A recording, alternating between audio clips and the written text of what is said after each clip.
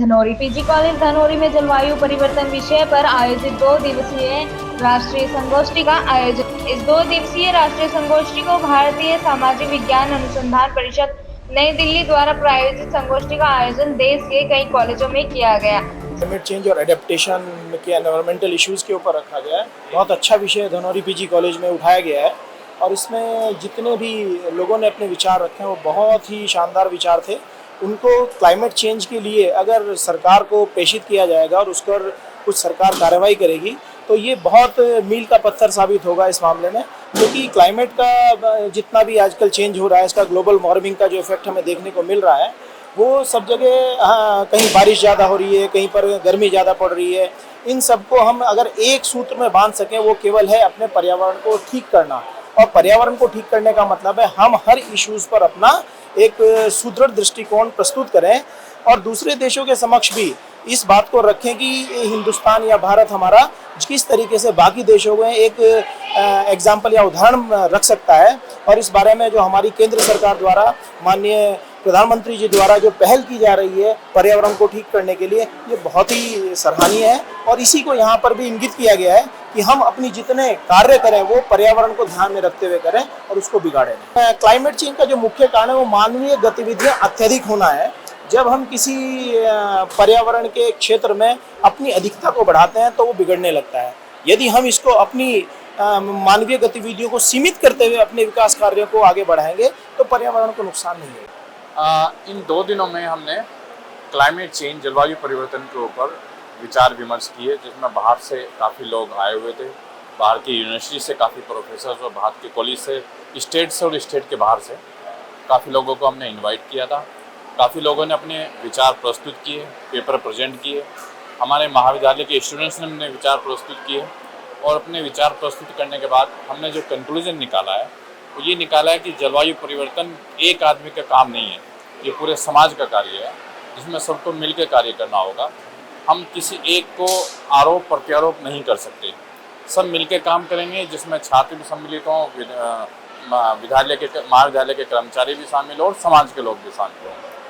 उसके साथ साथ एक कंक्लूजन ये निकाला गया है कि यदि हाईवे बन रहे हैं, कंस्ट्रक्शन हो रहा है, तो उस कंस्ट्रक्शन में कम से कम पेड़ों को काटा जाए, क्योंकि तरक्की भी ज़रूरी है, मैन्युफैक्चरिंग भी ज़रूरी है, कंस्ट्रक्शन भी ज़रूरी है।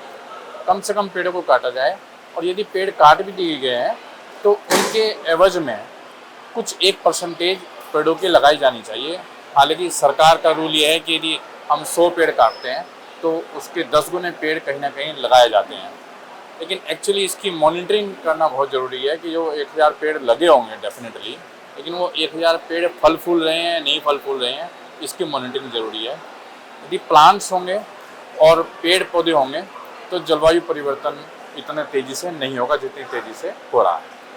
इसके साथ साथ सपोज हम एक मुहिम चलाएं कि पेपर बनाने के लिए पेड़ काटे जाते हैं, हम महाविद्यालय में पैदा होने वाले पेपर को रिसाइकिल करें और हैंडमेड पेपर बनाएं, वेस्ट मैनेजमेंट के ऊपर काम करें ताकि कम से कम एनवायरनमेंट में परिवर्तन हो। इस तरफ यदि ध्यान दिया जाएगा, जो हमने अपनी इस संगोष्ठी में कंक्लूजन निकाला है, तो उसका डेफिनेटली कोई हमें आउटपुट मिलेगा। पहले तो इस धनौरी महाविद्यालय को बहुत बहुत बधाई और साधुवाद कि ऐसे ज्वलंत मुद्दे पे जिससे पूरा विश्व आज इस चुनौती से, इस समस्या से आज जूझ रहा है, उसको इनिशिएटिव लेके जो 2 दिवसीय राष्ट्रीय सेमिनार आयोजित किया गया है। इस पिछड़े क्षेत्र में जो देखते हैं कि कम एक्टिविटीज़ देखने को मिलती है, तो पहले तो बहुत बहुत धन्यवाद और आभार कि 2 दिनों तक चले इस राष्ट्रीय सेमिनार में देश के कई क्षेत्रों से आए लोगों ने अपने विचार इस समसामयिक मुद्दे पर प्रस्तुत किए हैं और उन विचारों को संकलित करके एक पुस्तक के रूप में या उसके संयोजक उसको प्रस्तुत करेंगे, जिससे समाज को, हमारे उत्तराखंड राज्य को, जो कि पर्यावरण की दृष्टि से, जलवायु की दृष्टि से बड़ा ही संवेदनशील है, उसका लाभ मिलेगा। इन्हीं प्रयासों के लिए, इन्हीं के लिए यह जो कार्यक्रम आयोजित किया गया है और उम्मीद है कि इसका लाभ यहाँ के लोगों को, यहाँ के छात्र छात्राओं को मिलेगा। इसके लिए हम इस धनौरी महाविद्यालय को बहुत बहुत धन्यवाद देते हैं, उसका आभार ज्ञापित करते हैं। जैसे कोरोना के टाइम पे अपने आप में वातावरण चेंज हुआ है, क्या कहेंगे कि प्रकृति अपने आप से चेंज कर सकती है?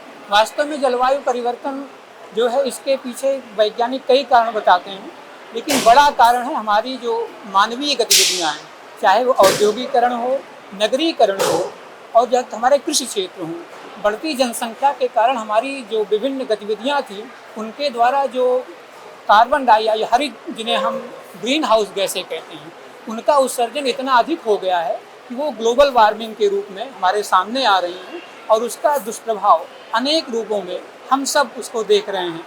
चाहे वह तापमान में वृद्धि हो, वर्षा की अनिश्चितता हो, तूफान, चक्रवात, इनकी बारंबारता हो।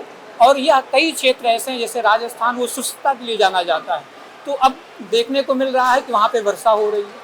कई ऐसे एग्रीकल्चर के हमारे रीजन हैं, जैसे दालों के लिए जाने जाते हैं, कुछ के धान के लिए आर्द्र भूमियाँ हैं, वो सब परिवर्तित हो रही है। तो पूरा वर्ल्ड में, केवल भारत में ही नहीं, पूरी दुनिया का जो एग्रीकल्चर सिनारियो था वो पूरा बदल रहा है। तो हम सबको आवश्यकता इस बात की है और हमारा विद्वत समाज को इसकी जिम्मेवारी बनती है कि ऐसे गंभीर मुद्दे जिससे हमारी पीढ़ी, हमारी वर्तमान जो छात्र हैं, हमारे लोग हैं, उससे प्रभावित होने वाले हैं, उस पर हम विमर्श करें, चिंतन करें, शोध करें और उन प्रयासों तक सब लोगों को पहुंचाएं, उन विचारों को लोगों तक पहुंचाएं, जिससे उसका लाभ, उन समस्याओं से हम सबको बचने में सहायता मिले।